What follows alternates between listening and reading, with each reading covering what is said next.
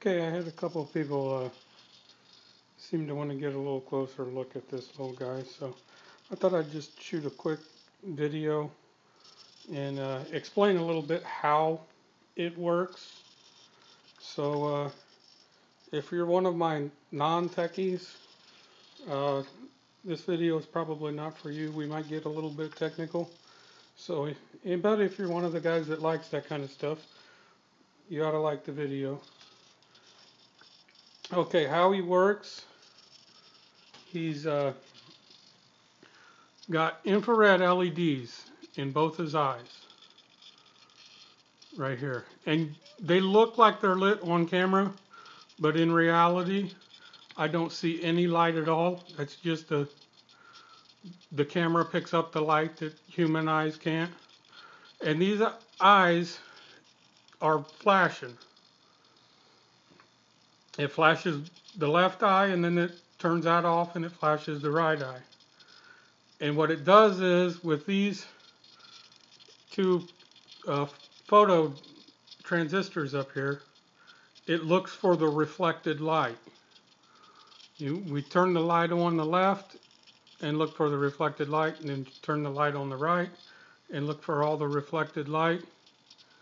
And whichever side has more reflected light, you can assume there's an object there, and we always turn to the side that sees the most light. And that's the basic gist of how it works. I'll give you a look at the controller and whatnot back here. Here's the little controller.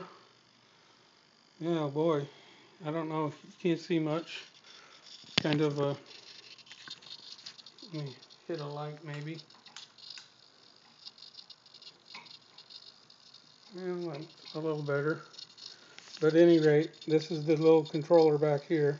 It's all home etched, and you see it's got the two um, potentiometers here. Those are for adjusting how far he can turn in each direction. So I'll show you how that works. So what I'm going to do is I'm going to unplug the right eye, the LEDs for the right, so he'll look full left because it won't see any of that light from the right. So now that I know he's looking full left, I can adjust this potentiometer. Oh, I got the wrong one. I'm standing behind it and getting turned around. But as you see, as I turn it, that adjusts how far he can look to his left. And the idea is you want to look as far as you can, but not get into the point where the linkages are binding. So we got that set. So we'll plug that back in, and we'll unplug the other one, and he'll look all the way to his right.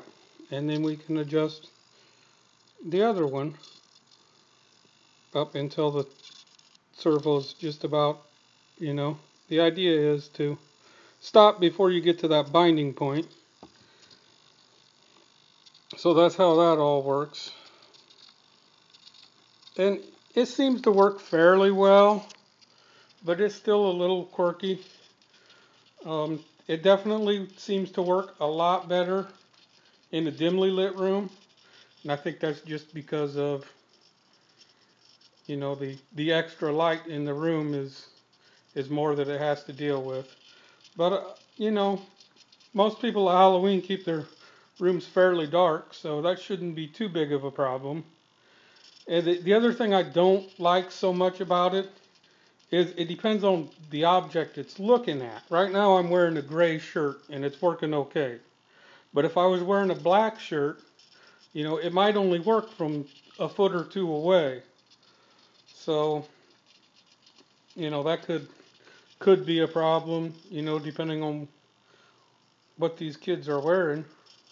If you got a lot of ghosts, it ought to see them okay. But if everybody's dressed in black, it's hard to say what's going to happen. It's just something that's going to have to be tested a whole lot more before I'm ready to say that, yeah, it's a great idea and it works great.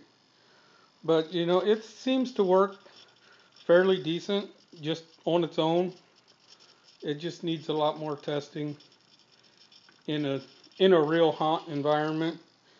And I may go with a different style of LED too, something a little brighter might help take some of that out, because these are just not super bright LEDs, but they were cheap, so that's what I went for. So I'm probably going to order a little bit more expensive and brighter LEDs and play around with those a little bit, see how that all works.